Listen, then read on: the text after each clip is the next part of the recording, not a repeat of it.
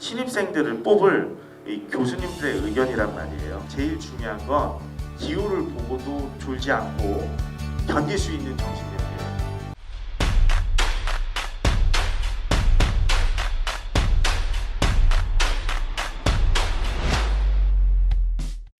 솔직히 여기 시트 두 번째, 세 번째, 네 번째 수능에서의 수학 1등급은 전부 다 나와 있습니다. 이 한 장의 결과를 얻기 위해 2020년 6월 모의평가서부터 2022년 수능 11월 평가원 수학능력 시험까지 이게 종단 연구를 한 거거든요. 이 한 장의 데이터가 나오기 위해서는 3년의 시간이 필요한데 요 과목별 원점수 기준 등급을 다 등급 컷을 다 모아놓고 이것을 표로 나타낸 건데 오늘 궁금하신 건 1등급에 대해서시잖아요. 보시면은 자 이거는 조금 감안하고 보셔야 될 게 3학년인 2022년도 자료에서의 1등급 컷은 미적분 기준으로 보셔야 됩니다. 그래서 이제 살펴보시면은 제가 이제 표를 빨간색 표를 칠하느냐고 가려진 것도 있지만 점수대가 1, 2학년 때는 80에서 89, 80, 76까지 좀 어려운 시험은 이렇게 점수가 떨어져요. 그러면은 이게 100점 만점이거든요. 모의고사 수학이. 그러면은 4점짜리 5개 내지 4개 틀리면 수학 1등급 커트라인이구나 이렇게 생각하시면 돼요. 4점짜리 4의 배수로 떨어지잖아요. 간혹가다 어려운 3점짜리가 이제 조금 등급에 영향이 줄 때는 등급 컷이 89, 11점이 까졌을 경우에 이렇게 등급 컷이 형성될 때도 있고요. 그 다음에 모의고사 굉장히 어렵다 그러면 76점까지 24점을 애들이 못 맞춰도 1등급이 나와 이렇게 될 수도 있어요. 그 다음에 3학년 때 이제 기록을 중심적으로 보시면 6월, 9월 수능에서의 1등급 컷이 잠깐 오르는 경우가 있어요. 잠깐 오르는 경우. 이유가 뭘까요? 재수생이 들어오죠. 예. 그러면 4점짜리 문제 한 문제 내지 두 문제 정도의 영향력이 있어요.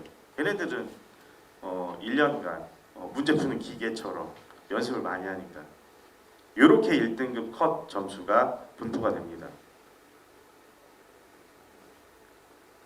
학생들이 그런 미적분을 선택했을 때 4점짜리를 3개까지는 아슬아슬하고요. 2개까지 틀린다 라고 하면 안정적으로 1등급을 수능까지 가져갈 수 있겠구나 생각이 들겠죠. 이게 물리적인 상황에서의 1등급을 맞을 수 있는 이런 상황이고요. 올해도 똑같이 연구를 하고 계신데 1, 2학년 때까지 학생들을 보십시오. 지금 방금 전 상황하고 거의 비슷해요. 2학년 하반기까지 그리고 3학년 초까지 애들 1등급이 쭉 떨어져요. 그러다가 예상할 수 있는 건 이제 6월 평가원 모의고사를 보면 이제 재수생이 들어오면서 컷 점수가 한 번에 확 올라가겠죠. 그러니까 지금 만약에 재학생 3학년을 두고 계시다 라고 하면 지금 나온 성적보다 더 낮게 얘가 수능에서는 등급을 받을 수 있겠구나 생각하셔야 될 거예요. 솔직히 첫 번째와 두 번째 컷만 봐도 수능에서의 1등급의 의미 그리고 어떻게 해야 수능에서 1등급이 나올지를 알 수가 있는데요. 10개의 학교 정도의 애들 되면 표본 한 학교당 300명씩 치면 3,000명 표본이거든요. 그러면은 굉장히 애들이 어디에서 점수가 깎이는지 다 보이죠. 흔히 얘기해서 킬러 문항. 자, 1번부터 22번까지는 수학원 11문제, 수학 2 11문제, 22문제예요. 점수 배점은 74점이고요. 예. 이럴 경우에 자, 21번, 22번이 거의 문항 출제를 할 때 보면 킬러 문항 제일 어려운 수학원에서 제일 어려운 거, 수학 2에서 제일 어려운 거 내게 되는데 여기서 한 번 4점짜리가 이제 로스가 될 가능성이 높고요. 그 다음에 선택이 들어가면 확통, 미적, 기하에 대해서 이제 8문제가 되겠죠. 8문제 중에 맨 마지막 29번, 30번에서 정답을 보시면 거의 0%, 0%, 0%, 뭐 2%, 1% 이래요. 그렇다는 얘기는 거의 이렇게 두 파트에서 빵꾸가 나서 1등급에 아슬아슬하게 재학생이 1등급에 세이브 된다라는 걸 보실 수가 있죠. 솔직히 이거 보면 학생들이 1등급 때 다다르기 위해서는 일단 2등급이 베이스가 된 상태에서 킬러 문항을 어떻게 잘 푸느냐 요거를 가지고 1등급을 얻을 수 있다 없다 이렇게 판단할 수가 있을 것 같아요. 예.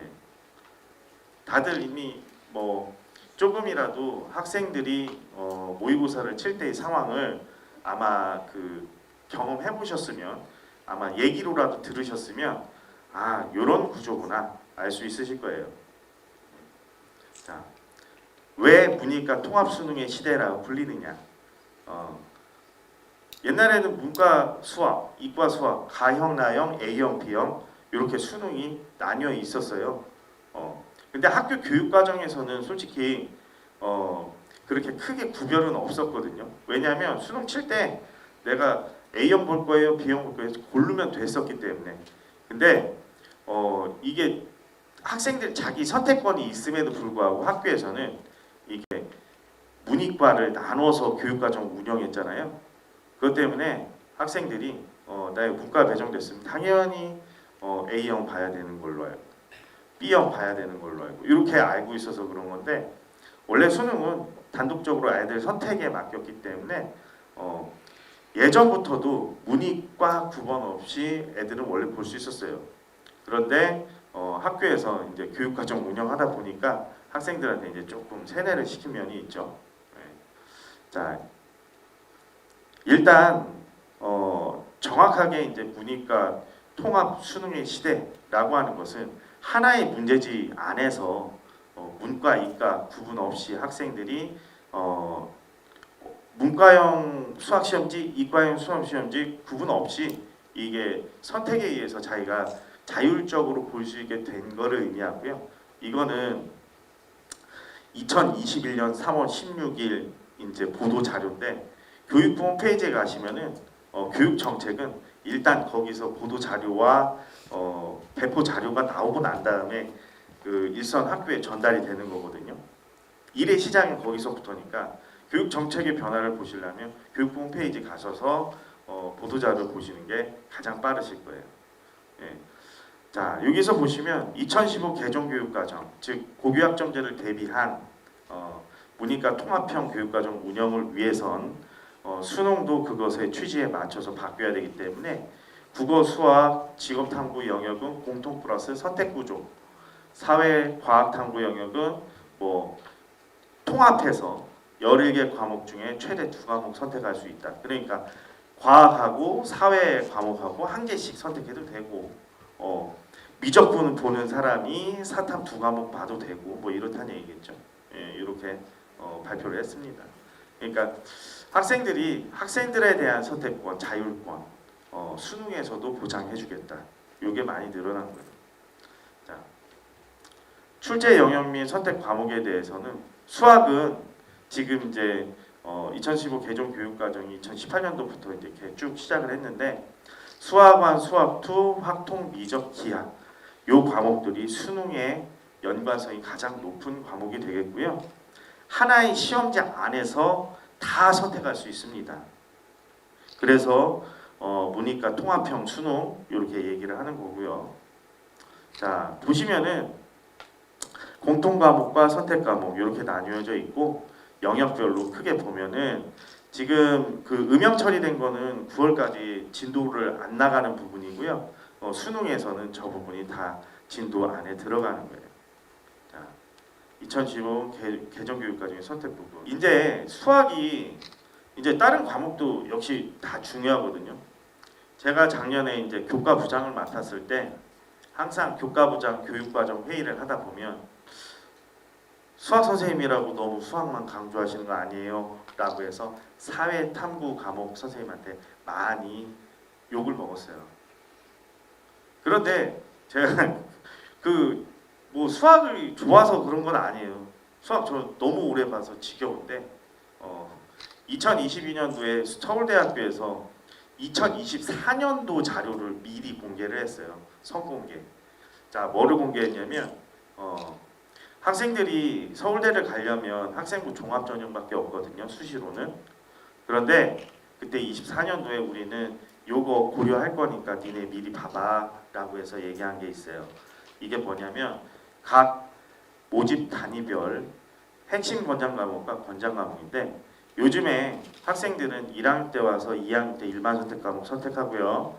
2학년에서 3학년 올라갈 때 진로 선택 과목 선택하거든요. 그때 고려하라고 미리 얘기해 놓은 거예요. 원래 대학 입학 학생부 종합 전형에서는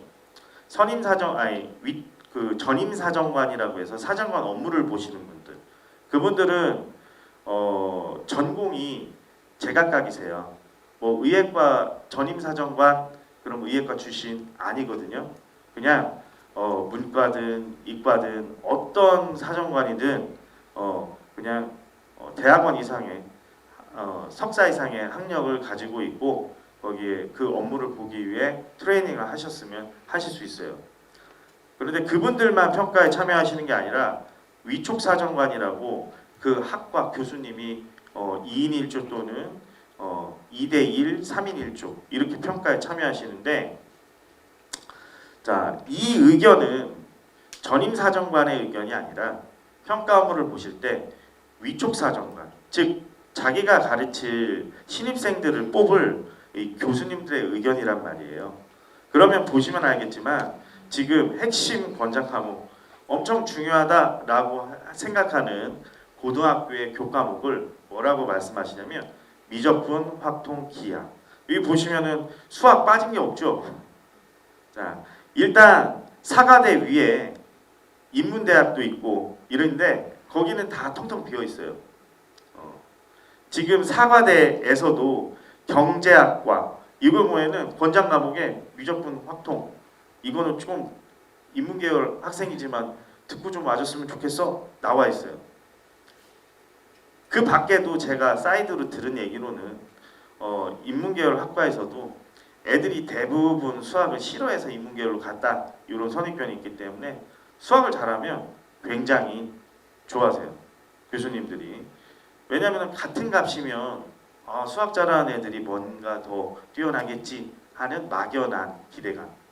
그리고 뭐 몇 년 전, 2년 전인가 그 유성여고에서도 서울대 의예과를 한 명 그 일반 전형으로 합격했거든요.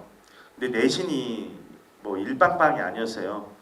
5, 1등급이 아니었고 1.3 정도 됐었나 제가 기억이 가물가물한데 그 학생의 유일한 장점 그 제가 들어본 바로는 수학과학이 다른 학생들보다 압도적으로 높았다. 1학년 때부터 3학년 때까지 이런 얘기 들었거든요. 그러니까 수학이라는 과목에 대한 이 그 대학 교수님들의 이 뭔가 생각 관점들이 조금 더 우호적이다. 뭐 이렇게 저는 해석하고 있어요. 보시면 알겠지만 전부 다 수학과 뭐 생명과학부에 생명과학 잘하면 되지 확통이 왜 필요해 기하가 왜 필요해 막 이런 의문을 달 수가 있는데 이거는 대학교의 교육과정을 보시면요 그 대학교 교육과정에 이제 저희가 고교학점제 하면서 일반 선택 과목 진로 선택 과목을 고르는데 대학교에서도 전공 필수 전공 선택 교양 필수 교양 선택이 있거든요. 비슷해요. 고교학점제의 고등학교 교과 선택이랑.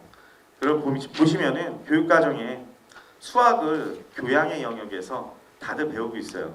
어떤 모집단의 경우에는 수학의 거의 핵심적인 역할을 담당하고 특히 컴공 같은 경우에 나와 있는지 모르겠지만 수학을 반드시 해야만 해요. 프로그래밍을 할 때 수학이 기본이 되기 때문에 자 이렇게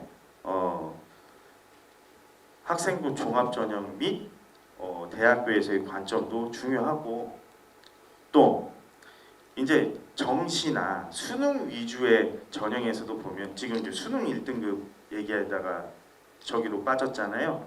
수능에서도 보면 자, 이거는 2022년도 수능에서의 국어와 수학 등급별 표준 점수와 그 도수 누적 표인데요.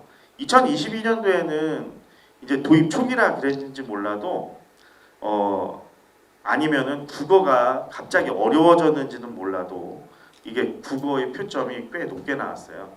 그래서 국어 2등급이면 수학 3등급도 극복이 가능 이렇게 해가지고 표점이 높게 나왔고 표준 점수 1등급 만점자가 아마 149가 나왔고 수학 만점은 미적분 기준으로 147이 나왔을 텐데 자 요거 보시면은 아 국어가 표점이 더 많이 나왔구나 이렇게 생각해서 수학이 뭐 별거 아니다 이렇게 생각할 수 있는데 자 이 적응기를 지나고 나서 2023학년도 바로 전이었죠 몇 달 전. 자 그때의 수능에서의 국어 표점과 수학 표점을 보시면 이렇게 차이가 많이 나게 돼 있어요. 그래서 수학 1등급이면 수학 1등급으로 수학 극복이 어려울 정도로 이 표점 차이가 많이 나게 돼 있습니다. 그래서 수학을 같은 값이면 그 국어, 수학, 탐구 중에서는 수학을 제일 잘하는 게 정시에서도 압도적으로 유리하다. 뭐 이렇게 말씀드릴 수가 있죠. 흔히들 그 정시 때 이제 재수학원에서 얘기한 건 수학이 100점이냐 아니냐 이걸로 의예과를 갈 수 있다 없다 일단 판단을 1차적으로 한다고 하더라고요. 자, 수학의 표점이 얼마나 가중치가 세냐면 탐구 두 개의 만점 합하고 비슷하거나 더 높거나 얼마 차이가 나지 않아요. 그렇기 때문에 수학을 잘한다는 것은 가성비가 엄청나게 높은 셈이 되겠죠.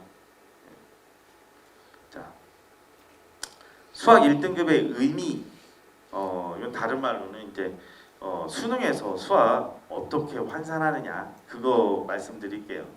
한 2년 전인가 제가 여기 연구팀에서 같이 연구했던 내용인데요. 맨 처음에 수학이 이렇게 문이과 통합형으로 나왔을 때 계산 방법이 복잡해서 일반인들은 아 도대체 결론이 뭐야 라고 했을 때 일부러 애들 시험 문제 내가서 모의고사 모의평가를 내서 나온 자료인데요. 일단 제일 처음 통합형 수능이 적용됐던 22학년도 대입 수학 영역에서의 과목별 문항수식 및 배점인데요. 자 아까 보셔서 알듯이 공통과목은 수한 수투 22문항이고요. 선택과목은 확통 미적 기하 8문항이에요. 74대 26의 점수 배점 비율을 갖고 있고요. 자 문항별 배점 보시면은 이거는 변함이 없어요. 4점짜리가 총 10개, 3점짜리가 총 10개, 객관식 아이고 이게 문항별 배점이 제가 좀 횡으로 연결돼서 헷갈렸네요. 2점짜리가 총 3개고요. 3점짜리가 6개, 4개, 4개, 14개 그리고 4점짜리가 8개, 5개니까 13개 이렇게 해서 총 100점이 이루어져 있고요. 자 오늘 가상으로 이제 평가원처럼 수학의 선택 과목별 점수 환산을 이제 보실 건데요. 자, 굉장히 데이터가 복잡해요. 저희가 이게 공통 과목 보는 애들 그리고 선택 과목별 그룹별 이제 공통 과목 점수, 선택 과목 점수 이렇게 나누다 보니까 보면은 벌써 데이터를 도출해야 될 게 A, B, C, D, E, F 6가지 데이터를 과목별로 도출해야 되니까 원래는 C, D, E, F가 하나, 둘, 세 종류 나와요. 그래서 옆에 보시면 실제 100점짜리 시험인데 74점 만점에 공통 과목은 4점짜리 하나 틀려서 70점 맞았다고 치고 자 선택 과목은 26점이 만점인데 4점짜리 하나 틀려서 22점이라고 치면 자 그때 실제 그 데이터에 나온 전체 집단의 평균 점수 공통 과목 내에서 그러니까 74점 만점 중에 48점이 평균이고요. 표준 편차 편차 제곱의 평균이거든요. 표준 편차가 거기에 루트 씌운 거 루트 분산 죄송합니다. 예, 하여튼 여기 그 통계적 그 데이터예요. 표준 편차 평균에서부터 얼마큼 떨어져 있느냐 표준 편차 그게 16이라고 치면 확통 애들은 공통 과목 평균이 확 떨어져요. 왜 그럴까요? 평소 나 수학 싫어 라고 한 애들이 선택을 많이 한 경향이 있는 게 확률과 통계입니다. 확률과 통계. 흔히 그래서 문과 애들이 많이 선택한 게 확통. 자, 그리고 갑자기 미적분에서는 평균 점수가 확 올라가요. 거의 14점 높아졌네요. 근데 실제 수능에서 20점 차이 난다고 하더라고요. 예. 자, 53점. 그리고 기하도 좀 수학 잘하는 애들이 좀 특이한 애들이 이제 기하의 매력을 느껴서 선택하거든요. 이따가 이제 비율로 나와 있는데 10%가 채 안 돼요. 각 시험마다 5%대로 떨어졌어요 요즘에는. 그리고 나머지를 확통과 미적분이 양분하고 있거든요. 보시면은 평균에서의 이 벗어난 정도, 표준 편차도 15, 14, 14 해서 공부 잘하는 애들은 평균에서 그렇게 크게 변화가 없어요. 예. 이제 선택 과목 총 26점 중에 지금 확통은 쉬운 시험임에도 불구하고 쉬운 조금 미적이나 기하보다 조금 쉽다고 느껴지는 과목임에도 불구하고 평균이 14점이에요. 자, 미적분은 뭐 이게 그 좀 어려운 과목임에도 불구하고 평균이 15점이죠. 그리고 표준 편차도 5로 낮아요.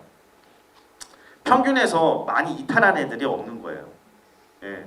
그리고 기하 같은 경우에 워낙 소수고 매니아층이 있다 보니까 평균도 높고 표준 편차도 크네요.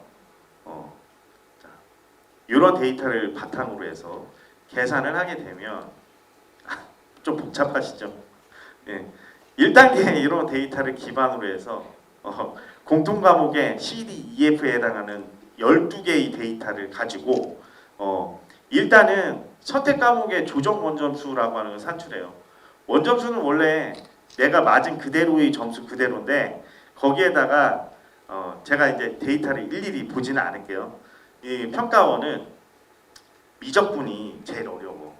그러니까 미적분의 어려움을 얘 원점수에 보상을 해줘야 될 것 같아 라고 얘기를 하는 거예요. 그래서 분명히 확률과 통계에서 22점 맞은 애가 평균으로부터는 값이 제일 많이 나오잖아요. 그렇죠? 22에서 14 빼면은 12 빼면 12고 거기 더 빼면은 8점인데 결국에 나머지 그 거기에 플러스 가산된 점수가 확통을 선택한 애들의 공통 과목의 평균 점수니까 39밖에 더 못 받잖아요. 나머지 보정을 해줘도. 그래서 결국에는 얘는 59점이 이 선택 과목에 대한 조정 원점수가 되는 거죠. 그 다음에 미적분 같은 경우에는 뭐 어쩌고 저쩌고 해서 22점을 맞았어. 그래서 7점밖에 얘가 평균에서부터 더 얻은 게 없다고 쳐도 여기 지금 플러스로 그 합산되는 게 이 미적분 애들의 이 평균의 공통 과목 평균 점수의 53이 보정이 되다 보니까 원점수가 72점으로 팍 뛰어요. 미적분 한 애들이. 기하 같은 경우에는 뭐 확통보다는 낮지만 그래도 미적분보다는 조금 평균이 좀 낮아서 이렇게 되겠죠. 이렇게 조정된 원점수를 가지고 다시 표준 점수를 계산하는 거예요. 예, 표준 점수를. 자, 전체 A, B 그러니까 확통 선택했고 미적분 선택했고 기하 선택한 애들을 다 합쳐서 평균 점수 낸 거랑 거기에서의 표준 편차 낸 거랑 가지고 이제 공통 과목과 선택 과목별 표준화 점수 Z 점수라고 하는 거를 산출을 해요. 평균으로부터 얘 위치가 자 Z 점수는 옛날에 보면은 표준 편차를 시그마라고 하는데 휘발유 중에 시그마 6 있었잖아요.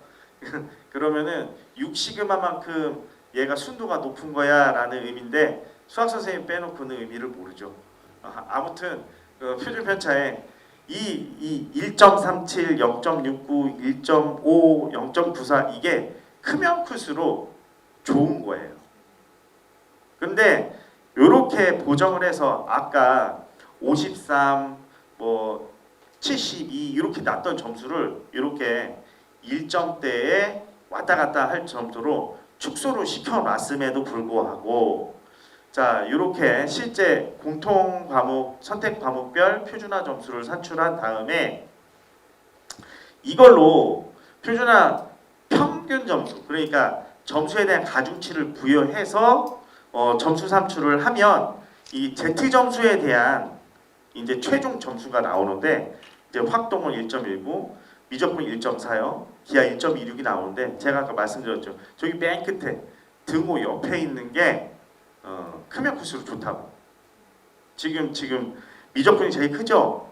예, 그거를 가지고 이제 최종 표준 점수 세 자리 구하는 거예요. 애들이 평균보다 낮으면 음수 표현이 되기 때문에 이제 이게 100점보다 낮아질 수도 있지만 저희는 관점이 1등급에 가까운 애들에 대해서 지금 얘기하는 거기 때문에 1등급 점수예요. 4점짜리 2개 틀렸으니까 얘 1등급이잖아요. 근데 똑같은 1등급이라도 확통에서 1등급 받은 애는 124밖에 못 받은 거예요.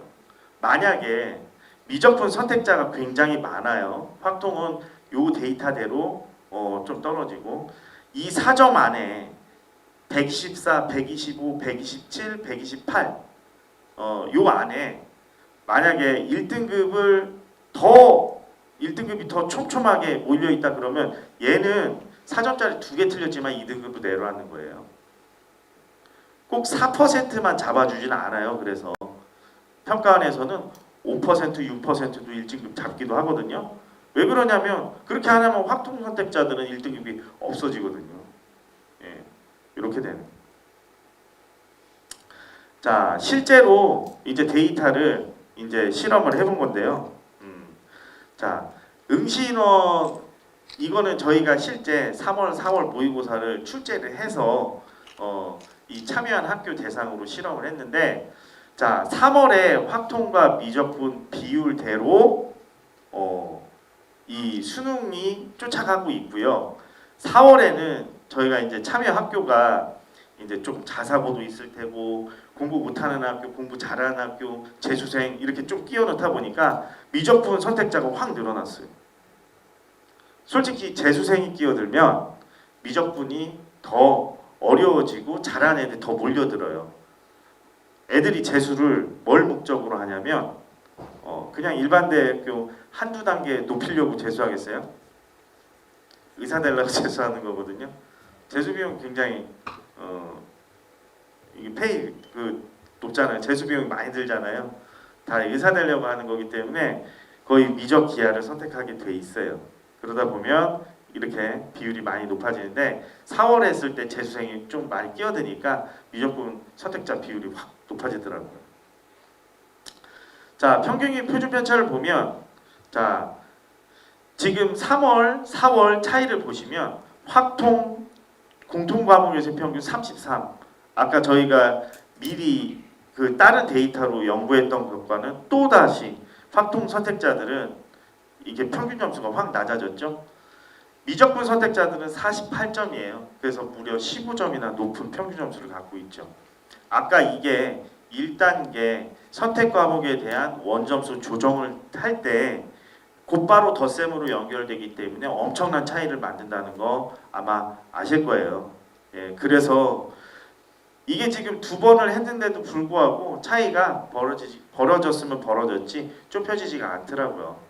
그래서 사람들이 이게 미적분을 해야 1등급 받기가 좋아 라고 하는데 그 1등급 받을 만한 실력이 되려면 미적분도 엄청나게 노력을 해야 된다는 거죠. 예.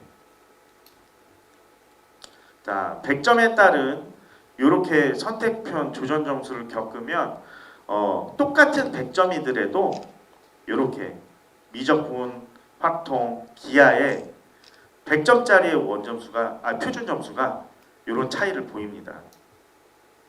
솔직히 그 3월에 2점 차이 이거는 별 차이 안 나는데 라고 생각하실 수도 있어요. 근데 확통이 앞선 적이 없어요. 확통이 앞선 적이 없다는 게 중요하고요. 지금 그 2023년도에 이제 제가 요 뒤쪽 시트에 실어 놓는지는 모르겠지만 확통과 미적분 선택자의 비율이 3월과 같은 상황을 맞고 있고요. 대신 확통 선택자의 대부분이 재학생이라서 점수는 더 떨어지는 추세거든요.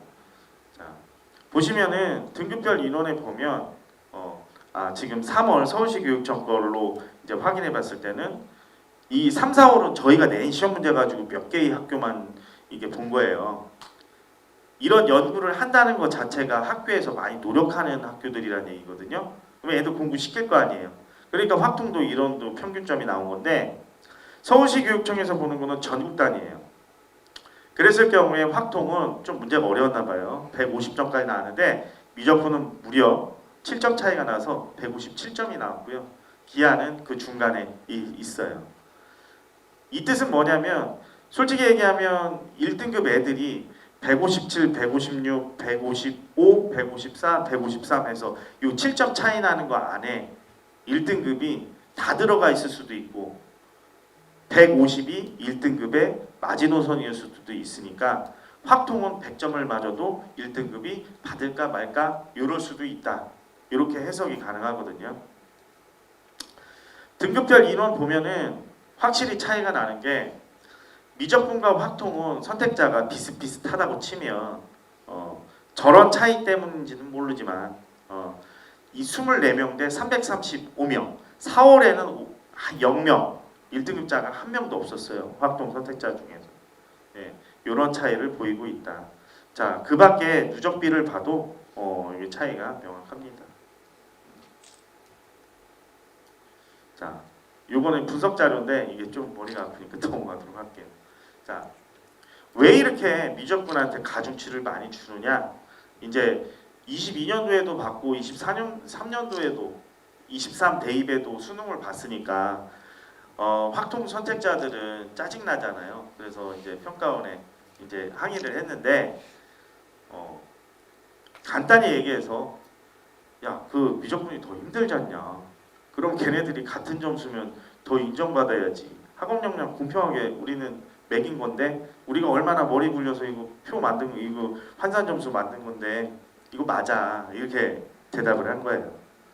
다만 이제 여론의 눈치를 보기 때문에 이제 확통에 대한 이제 대안이나 뭐 이런 것들도 많이 이렇게 마련한다고는 하는데 그래서 1등급 퍼센테이지도 조금 더 확대를 시키고 5%, 6% 계속 이렇게 나오더라고요. 예, 4%가 원래는 등급제에서는 1등급 기준이거든요. 예. 자, 전국 의학 계열 대부분 학생들 미적분 선택할 걸로 예상이 되고 자, 수학, 가형을 선택했던 모든 애들이 미적 아니면 기하 선택할 걸로 예상이 되고 수능 응시인원이 40만 명 정도 되면 16,000명 뭐 1등급이고 4% 이런 예상을 재작년에 했었습니다. 그리고 이 예상대로 수능도 흘러가고요. 다만 예상하지 못한 건 1등급 인원의 퍼센테이지를 많이 좀 완화시키고 늘려줬어요. 많이 잡아줬어요. 그래서 확통에도 1등급이 조금 생각보다 많았다. 이렇게. 자, 2023 대입에서의 가장 최근 시험이니까 보면은 확통 선택자가 미적분보다 더 많아요. 왜냐하면 22년도에 대입 시험을 봤는데 22년 수능을 봤는데도 23년도에 미적분이 압도적으로 유리한데 왜 미적분 선택 안 했을까 이러잖아요. 어려워서요. 얘네들도 수능 시험 보기 전에 육모도 보고 구모도 보고 모의고사 많이 봤잖아요. 아, 확통하면 불리하다 그러니까 내가 그래도 상위권인데 미적분을 하면 1등급 갈 수 있을 것 같아 해봤는데 안 된 거예요. 그래서 확통으로 그냥 주저앉은 거죠. 그래서 쭉 40만 명 중에 뭐 46%나 확통을 이제 선택한 거고요. 이거는 어쩔 수 없어요. 평가원장의 말처럼 미적분은 솔직히 과목의 난이도나 범위가 넓어요. 확통을 이제 4학점으로 공부를 한다면 미적분은 1년 6학점으로 공부를 하거든요. 1학기, 2학기, 3 쪽에서 그러니까 그만큼 공부 분량이 1.5배 정도 되는 거예요. 자, 그리고 이제 통합형 수능이다 얘기는 했지만 실질적으로 보시면 알겠지만 확률과 통계와 미적분 기하 선택한 애들이 탐구 과목 선택한 걸 보면 사탐 애들은 거의 확통 선택했고요. 과탐 보는 애들은 거의 미적 기하 선택했어요. 이거는 최저학력 기준과도 관련이 있는데요. 의대 최저 기준을 맞출 때 확통 1등급은 인정을 안 해줘요. 미적 기하 1등급은 인정을 해줘도 이런 것 때문에는 또 이게 지금 사탐과 과탐은 학생들이 문이과 통합이다라고 해도 여전히 이 수학을 선택할 때의 기준으로 남아있다라고 보실 수가 있어요. 요거는 이제 여기서부터는 이제 제가 이제 이 교육 경력에 의거해서 정리된 내용이긴 한데 뭐 이게 신문에서도 많이 나오고 그런 거라 이제 빨리 넘어가고 질의응답을 하시는 게 좀 더 나실 것 같은데요. 자, 일단 2015 개정교육과정의 수학 교과는 고기학점제를 대비해서 만든 거고요. 이제 미흡한 부분을 22 개정교육과정에 또 만들 거예요. 지금 2015 개정교육과정은 현재 3학년, 지금 2학년, 지금 1학년, 내년 1학년, 내년 중3 애들까지도 적용받는 이제 교육과정이고요. 지금 요게 왜 중요하냐면 애들한테 선택권을 맡겼잖아요. 학생부 종합전형에서 학생들의 교육과정이 따로 그 평가 탭에 따로 분류가 돼서 나와요. 지금 학생들이 1학년 때 맨 처음 들어갈 때 요즘은 고등학교 선택할 때 교육과정 편제표라고 하는 것을 굉장히 중요하게 생각해요. 우리 학교에서는 뭐라 가르칠 거야 라고 해서 식당에서 얘기하는 메뉴판하고 똑같은 거예요. 우리 교육을 시킬 건데 우리 메뉴판이 이러니까 니네 와서 이런 거 선택할 수 있어. 그런데 실질적으로 학교를 입학하면 일반계뿐만이 아니라 자사 특목도 마찬가지일 거예요. 교원 수급 문제 그리고 이제 교실 이런 문제 때문에 편제표대로 완벽하게 이렇게 그 애들한테 선택을 맡길 수가 없어요. 또한 그리고 그 초반에 보여드렸던 왜 서울대에서 제기했던 핵심 권장 과목 있잖아요. 애들은 하기 싫은 과목 안 해요. 내가 어차피 그 교실에 묶여서 앉아 있을 것 같으면 편한 과목 공부하죠. 재밌고. 그러다 보면 대학에서는 싫어하잖아요. 그래서 2015 개정교육과정이지만 솔직히 대학과의 연계성이 워낙에 높아가지고 학생이 무조건 선택할 수는 없어요. 그래서 고교학점제 연구학교나 선도학교에서 이거 준비하면서 그 학교에서 가장 많이 신경 쓰는 게 뭐냐면 교육과정에 대한 학생들의 교육이 가장 그 이제 중요하게 되거든요. 그래서 그 이제 교과 담임의 역할이 CDA라고 해서 커리큘럼 디자인 어시스턴트 뭐 이런 얘기를 많이 해요. 그러니까 이제 조언자 역할을 많이 해야 된다고 하더라고요. 그런 것들은 이제 교육과정 편제표나 이런 거랑 상관없이 대학에서 어떤 과목을 들었을 때 좋아하느냐. 근데 수학은 아까 보시면 알겠지만 다 들어야 돼요. 선택으로 풀어놨어도 대학 수시 종합전형 가려면 다 들어야 돼요. 교과는 필요 없죠. 근데 앞으로 지금 자제분이 나이가 어떻게 되실지는 모르겠지만 고교학점제가 전면 시행되는 지금 중2 학생들은 2022 개정교육과정 영향을 받고 1학년 때만 등급 나오고 2, 3학년 때는 성취평가제 A, B, C, D, E 절대평가로 알고 계시는 걸로 평가를 받아요. 그럼 대학교에서는 학생부 교과전형 적용 못해요. 왜 그러냐면 1등급부터 9등급인데 그때는 퍼센테이지가 정해져 있어가지고 그게 곧 등수였거든요.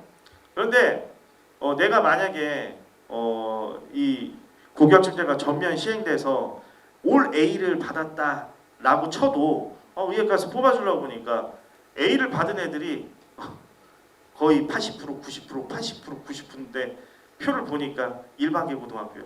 그러면 어떻게 되겠어요? 지금 7등급, 6등급, 7등급, 6등급 옛날에 뽑았던 애들 뽑는 거란 말이에요. 교과 전형으로 만약 그거를 똑같이 적용하게 되면 대학에서 교과 전형에 대해서는 지금 크게 수술을 해야 되죠. 그러면 종합 전형은 영향이 없느냐? 종합 전형도 많이 헷갈려 해요. 왜냐하면 등급으로 나올 때는 솔직히 얘기하면 4% 묶어주고 11% 묶어주고 이렇게 했으니까 얘 진짜 잘하네 이렇게 확답을 할 수가 있는데 이제 그 성취평가제 ABCD로 표시되면은 문제 쉽게 내면 다 90점 넘어요. 그러면 다 A인 거죠. 문제 어려우면 A가 없이 B부터 나와요. 그러면 그 학생을 못했다고 할 것인가? 이거 고민을 하게 되는 거죠. 예. 아무튼 뭐 그런 것 때문에 과목 선택권이 보장된다라고 하는 것이 이게 아는 학부모님들은 굉장한 스트레스와 또 공부하고 자기가 이제 조금 학생 그 자제분들 그러니까 자녀들에 대해서 이제 어떻게 부모님이 정보를 얻어다가 이렇게 설계를 해줘야 될지 많이 고민되는 부분이네요. 자, 그런데 이제 수학은 명확한 게 공통 과목과 일반 선택 과목과 진로 선택 과목 중 기하 필수라고 생각하시면 돼요. 예. 자, 여기 이제 아래 설명은 뭐 어떠한 과목도 소홀히 하면 안 돼. 요것만 알아두시면 돼요. 어떠한 과목도 소홀히 하시면 안 돼. 그리고 그 수학과제 탐구나 실용수학, 경제수학 같은 경우에는 수학과제 탐구는 자연계열 관련한 학생들도 많이 선택을 해요. 진로 선택 과목이라 A, B, C로 표시가 되긴 하지만 세특이 또 종합전형에서는 중요하잖아요.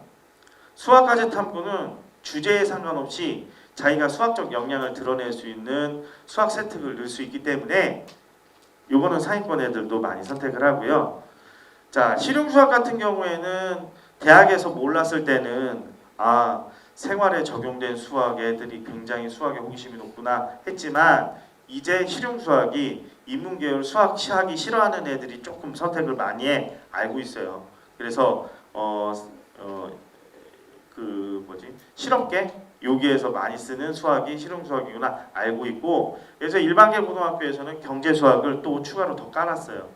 경제수학 같은 경우에는 인문계열의 상경계열 즉 경제학과, 경영학과, 무역학과 이런 때 전공적 합성을 높일 수 있는 수학 교과잖아요. 그리고 세특에 그거 관련해서 많이 집어넣을 수 있으니까 여기 많이 깔아놓고 학생들도 많이 선택하는 편입니다. 거의 경제수학 선택하면 뭐 인문계열 뭐 이렇게 생각하시면 돼요. 예. 자, 수학의 파트별 학습 전략인데 이거는 학부모님들보다는 학생용으로 제작된 거기 때문에 감안해서 봐주세요. 솔직히 얘기하면 이거 뭐 이게 수학, 수학관 뭐 이렇게 과목을 제가 잠깐 어떤 분들이 와서 듣는지를 몰라서 핀토를 잘못 잡은 것 같아요. 학생한테 할 얘기를 이렇게 하는 건데 부모님이 도와주실 때 수학 공부를 해야 된다라고 하면 적어도 수학의 위계는 알고 너 1학년인데 수학 완해? 너무 선행 아니야? 이 정도는 얘기할 수 있으셔야 되잖아요. 그리고 2학년인데 공통 수학 교과서를 피고 있어. 야, 너 복습하는 거야? 막 이 정도는 알고 있어야 애들이 그 학년대에 맞는 수학 공부를 하고 있구나. 이렇게는 알고 계셔야 될 거 아니에요. 1학년에 배우는 과목입니다. 수학 1과 수학 2를 기본 베이스로 이게 기본적인 내용 배우는 거예요. 수학은 앞에 배운 수학 교과서의 구성을 보면은 앞에 하나 배우고 그 다음 거 배우고 한 다음에 그 첫 번째와 두 번째 거를 같이 배운 걸 가지고 세 번째 거를 또 공부를 해야 돼요. 그래서 계단식 교육과정이기 때문에 뭐 나선형 교육과정이라고도 하고요. 그래서 학년이 높아진다고 하면 그 배웠던 내용이 반복되면서 차수가 높아지거나 개수가 많아지거나 이런 식으로 교육이 이루어져요. 그래서 1학년 때 잘못 공부하면 2, 3학년 때 아무리 열심히 해도 뭐 라마누잔처럼 한 방에 그냥 신이 알려주지 않고서는 이 절대 쫓아갈 수가 없어요. 수학. 그래서 1학년 때부터 차근차근 해서 2학년 1학기 때 거의 수학만을 일반계 고등학교에서 많이 가르치고요. 자, 2학기 때는 수학 2를 가르치고요. 자, 미적분을 원래 위계상 1, 2를 다 끝난 다음에 미적분을 해야 되는데 일부 학교에서는 욕심을 내요. 지금 수학 교과의 위계상 저희는 이제 그 일반계는 아까 수학과제 탐구까지 이렇게 이제 진로 선택 과목을 딱 끼워놓고 그게 일반적인 학교에서 할 수 있는 수학 과제 과목들인데 전문 교과에 왜 자사고나 특목고를 가야만 볼 수 있는 수학 과목 고급 수학, 심화 수학 얘기 들어보셨을 거예요. 아 고급 수학 배우면 거의 대학 수학 배우는 거 아니야? 이런 생각을 하지만 솔직히 2단위짜리로 기존에 있는 수학 미적분에 나온 것보다 조금 더 어려운 내용, 실어놓은 내용인데 교육과정상에 딱 뜨면 지금은 블라인드 처리가 되기 때문에 입학사정관이 헷갈리죠. 얘 자사고 아니야? 특목고 아니야? 이렇게 헷갈려요. 그것 때문에 자사고 학생들은 일반고 학생들보다 종합전형에서는 원래 정량평가하면 안 되지만 일반고 2등급이 가도 떨어진 걸 자사고 4등급이 가서 붙는 경우가 생겨버리죠.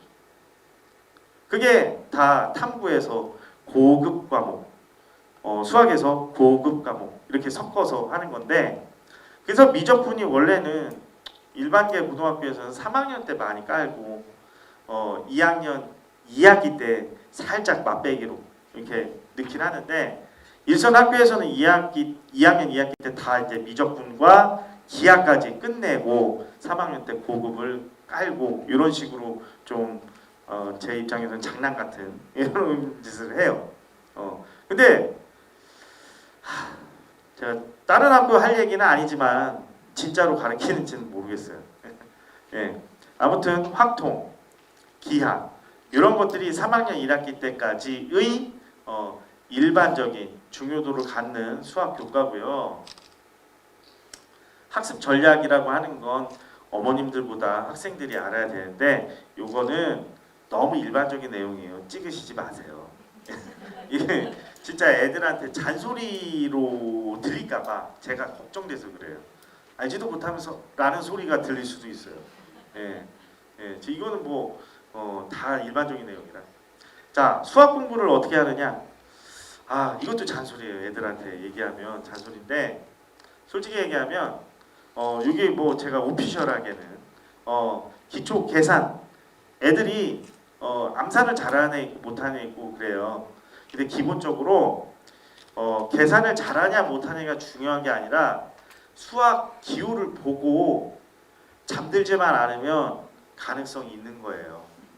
진짜입니다. 제가 수업 시간에 보면은 기호 그 활자 자체는 얼마 없어요. 글씨가 없어요. 거의 수학 교과서를 한 번에 보시면 그림도 많고 색깔도 많이 들어가 있고 정석 공부하던 저 때랑은 이게 많이 이게 교과서가 글씨도 많이 커졌거든요. 근데 애들이 보고 있으면 이게 빙글빙글 돈대요. 그러다 보면 수업이 끝나 있대요. 진짜로.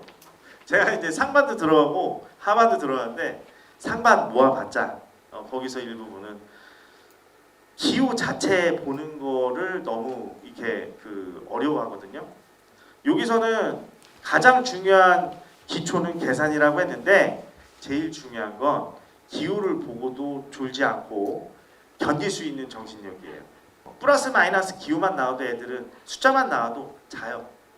왜냐면 솔직히 얘기하면 수학 선생님들은 대화를 나누다 보면 숫자가 말을 거는 것처럼 이거 이 얘기구나 그냥 대화 이야기책 얘기하듯이 얘기하시잖아요. 수학 선생님들 거의 문제풀이 강의가 아니라면 미리 이제 준비를 안 하시고도 교과서 딱 보면 그냥 이야기를 술술술 하세요. 왜냐면 기호가 얘기하는 게 다 있으니까 식이라든가 이 기호가 의미하는 게 숫자하고 괄호하고 등호 나오고 뭐 그렇지만 그냥 다 읽어요. 이거 이런 의미야 라고 풀이를 해줘요. 그냥 읽기만 해도.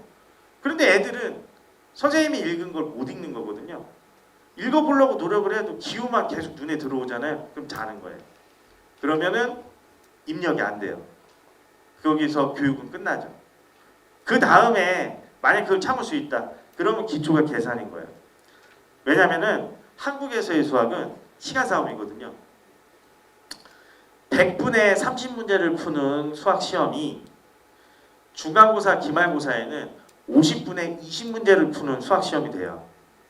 그러면은 애들은 이 눈으로 문제를 확인하면서 동시에 처리해야 될 모든 구구단과 역량을 동원해서 산출문들을 최단 시간에 해결할 수 있게끔 뽑아내야 돼요. 그러려면 보기만 해도 아 이거 뭐 어떤 의미고 이 점 가지고 요 점 하라는 얘기구나 보면서 이렇게 바로 이걸 산출해내야 되거든요. 그러려면 암산이 되게 중요하고 실제 학교에서 내신 1등급을 받는 학생들 엄청 연산 실력이 굉장합니다. 빨라요. 첫 보면 답이 나와요. 뭐 일반인들한테 얘기했을 때는 뭐 네 자릿수 곱하기 세 자릿수 하면은 막 되게 막 그 A4 용지 반은 써야 될 것 같고 그렇잖아요. 걔네들은 촉촉촉촉 해서 이렇게 해서 한 두 줄? 이게 숫자도 제대로 안 써요. 그냥 1, 3, 2 뭐 여기 세 번 쓰고선 그냥 답 나와요. 그럴 정도로 애들 연산 능력이 굉장히 뛰어나거든요. 예. 그래서 그것이 있으면 애들이 자신감이 붙어요. 왜냐면 딴 애들 5분 걸릴 거 나는 1분에 풀었으니까 4분이 남잖아요. 그죠?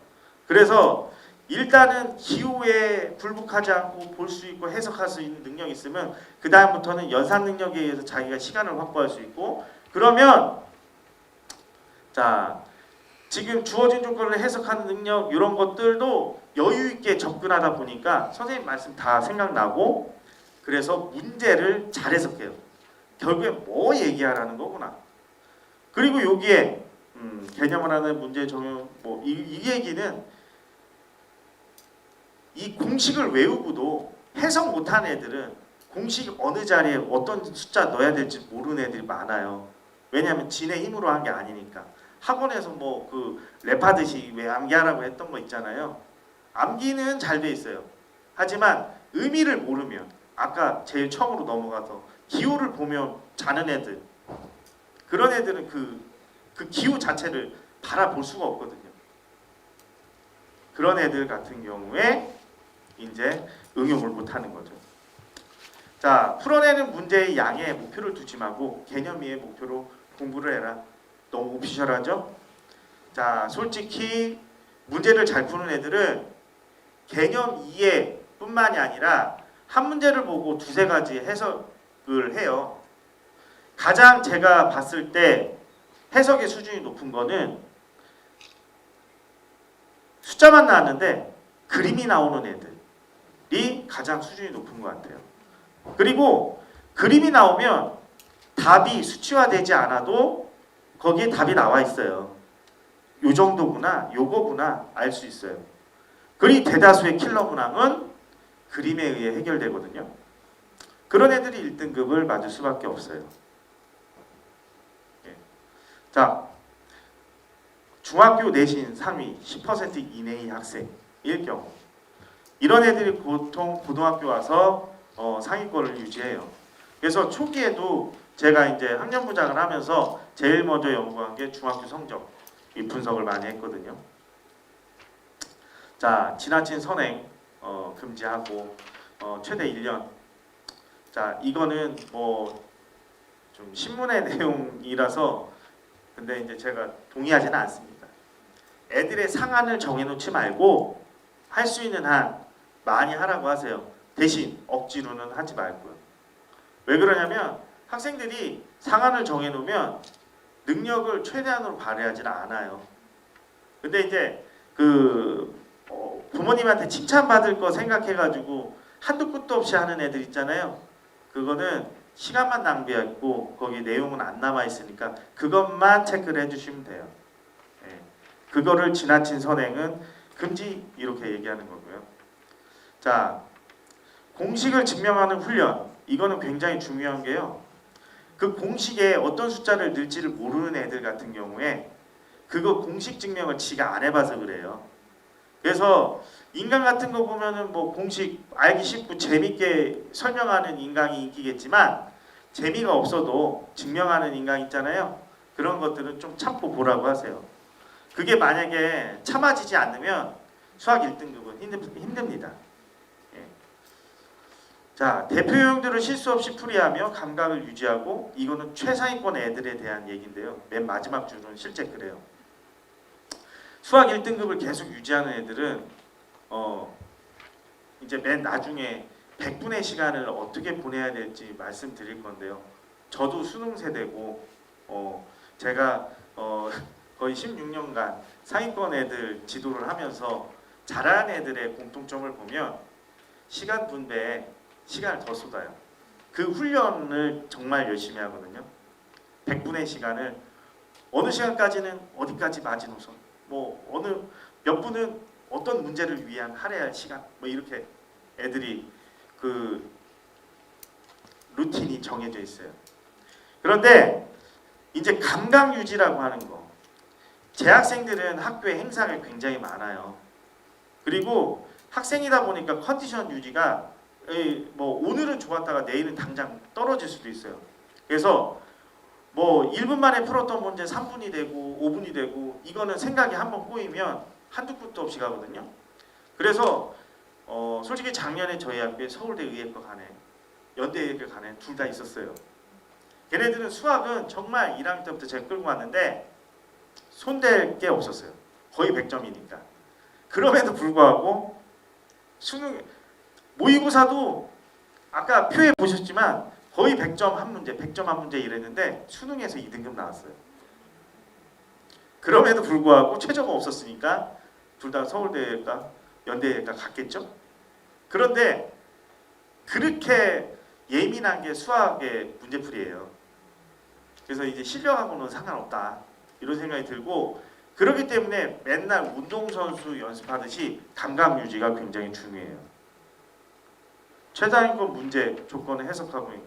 그러니까 신유형, 이거 원래 그 둔산동이나 서울 대치동에 진짜 유명한 거는 신유형을 자기네들이 연구해서 이런 문제 나올 것 같아 해서 연구해서 내거든요.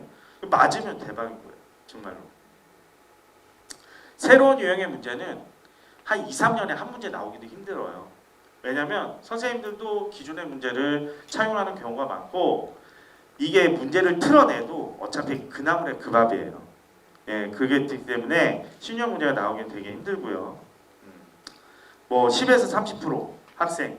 자, 솔직히 얘기하면 애들이 이제 조금 머리가 깨이지 않는 이상의 1등급이 되기는 힘들어요. 지금의 등급 체계에서는. 근데 2등급까지는 노력에 의해서 올라갈 수 있습니다. 왜 그러냐면 킬러 문항이 총 4문항 16점인데 그 나머지 문제들은 4점짜리들도 쉬운 4점, 어려운 3점도 개념을, 이 문제가 어느 단원 무슨 개념에 대한 문제야 라고 하면 거기서 역으로 힌트를 얻어서 오래 걸리더라도 풀 수는 있어요. 그래서 2등급까지는 노력에 의해 가능해요. 30%에서 60% 학원에 그냥 돈 주러 다니는 애들인데요. 너무합니까? 근데 솔직히 수업 시간에 얘네들은 딱 있어요. 성실한 애들이 있다. 그럼 고등학교 때 살아요. 근데 얘네들이 그 중학교 때의 성적하고는 상관없거든요. 고등학교 때는 새로 배우니까 기본적인 것만 배우고 오는 거예요. 그리고 중학교 때 내용을 다시 복습하니까. 그 초등학교 1학년 때는 구구단이 어렵지만 초등학교 6학년 때는 구구단이 쉽죠. 이거를 기대할 수 있는 애들이에요. 이거를 기대할 수 있는 애들이기 때문에 요 애들은 중학교 때는 솔직히 재밌는 게 너무 많아서 수학에 흥미를 못 느꼈을 거예요. 그런데 고등학교 와서 조금 정신 차리면 성실한 애들은 성공할 수 있습니다. 60% 이하의 학생 자, 열심히 하시면 돼요. 제가 솔직히 얘기하면 어떤 이 학생들은 이제 그 숫자나 기호만 봐도 힘든 경우예요. 솔직히 숫자나 기호만 봐도 힘든 경우인데 그냥 그 제가 봤을 때는 열심히 하는 것만이 이제 그 길이라고 생각을 합니다. 자, 이제 마지막인데요. 수학 모의고사의 시간 분배, 개인적인 생각이에요. 최상위권 애들은 딱 100분의 시간을 30분을 킬러문항 4문제를 뺀 나머지 26개를 해결하는 데 써요. 원래 그 모의고사 시험지 딱 받으면 첫 장에 2점짜리 3개 나오고 시작하거든요. 얘네들 그거 1분도 안 걸려요. 딱 보면 딱딱딱 하고서 바로 다음 장 넘어가요. 3점짜리가 하나 있어요. 3점짜리가 하나 있어도 그거는 풀이 과정이 단순해요. 그러니까 2점짜리에서 숫자만 약간 어렵다 그럼 3점이에요. 숫자만 약간 어렵다. 그리고 2점짜리에 흔히 내지 않는 개념이다. 그러면 3점이에요. 3점짜리 중에서도 15, 16번 가면 이제 4점짜리 슬슬 나오기 시작하거든요. 13, 14번 정도 가면은 그러면 4점짜리도 처음부터 어려운 4점 나오지 않아요. 난이도로 보면 처음엔 쉬운 거서부터 22번까지 어려운 거를 배치를 하고 그리고 선택 문제도 23번서부터 30번까지 갈 때 처음에 쉬운 거 배치하다가 나중에 어려운 거 배치를 하니까 애들은 쫙 보고 일단 머리는 한번 인식하면 내가 그 문제에 신경을 안 써도 머리는 풀고 있거든요. 그래서 제가 보면 21, 22 머리다 넣고 23번서부터 또 푸는 거예요. 그러면은 21번, 22번 그 내가 풀지 않아도 머릿속에서는 다시 돌아가서 30분 동안 26문제를 해결하고 4문제를 60분 동안 해결을 해요. 상위권 애들은. 그러면 보통 어려운 문제 같은 경우에 유형이 그 문제 자체의 계산이 너무 많고 경우 수가 많아서 못 푸는 경우, 그리고 어떤 문제는 너무나 개념이 특이하고 신유형 같은 문제라서 하나 키만 알면 되는데 그거를 못 찾는 경우, 이런 거 있거든요.